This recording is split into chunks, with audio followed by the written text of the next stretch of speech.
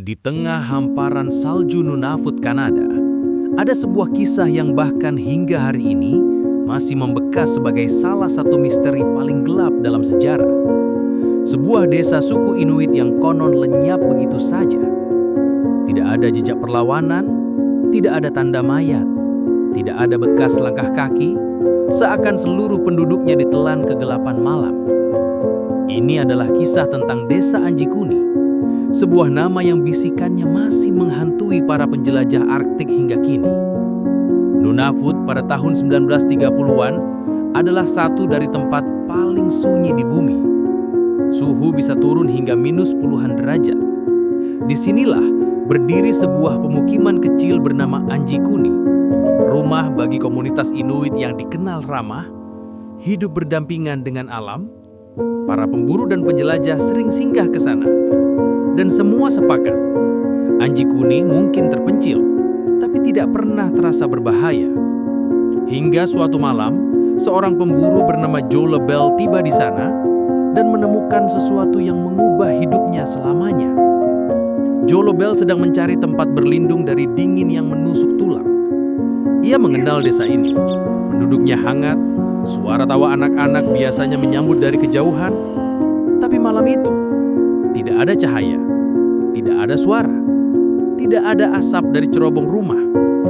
Ketika memasuki desa, Joe sadar sesuatu tidak beres. Pintu-pintu rumah dibiarkan terbuka. Obor masih tergantung seperti biasanya, tapi tidak menyala. Dan hal paling mengejutkan, semua peralatan seperti senjata berburu, pakaian, bahkan makanan dibiarkan begitu saja. Seolah penduduknya pergi dengan tergesa-gesa. Joe mencoba memanggil. "Halo? Ada orang?" Tidak ada jawaban. Hanya suara angin seperti merintih di antara gubuk-gubuk salju. Ia masuk ke rumah pertama. Kasur masih hangat, seakan baru ditinggalkan beberapa saat lalu. Sup ikan masih berada di atas meja, membeku karena udara dingin. Bahkan senjata yang seharusnya tidak pernah ditinggalkan oleh penduduk Inuit tergantung tanpa pemilik. Semakin jauh ia masuk ke desa, semakin jelas bukan hanya satu atau dua orang. Seluruh desa hilang. Saat memeriksa sekitar, Joe menemukan hal yang lebih mengerikan. Beberapa anjing pengangkut yang biasanya dianggap sangat penting ditemukan mati kelaparan, masih terikat. Tidak masuk akal. Penduduk Inuit tidak mungkin meninggalkan anjing mereka tanpa alasan. Dan yang paling misterius, tidak ada satupun jejak kaki yang meninggalkan desa. Salju tebal yang baru turun seharusnya menyimpan bekas langkah. Tapi itu tidak terjadi. Seolah-olah desa ini menghilang vertikal. Bukannya pergi, tapi lenyap. Joe bergegas mencari bantuan. Ketika polisi Kanada RCMP tiba di sana, mereka mendapati hal yang sama.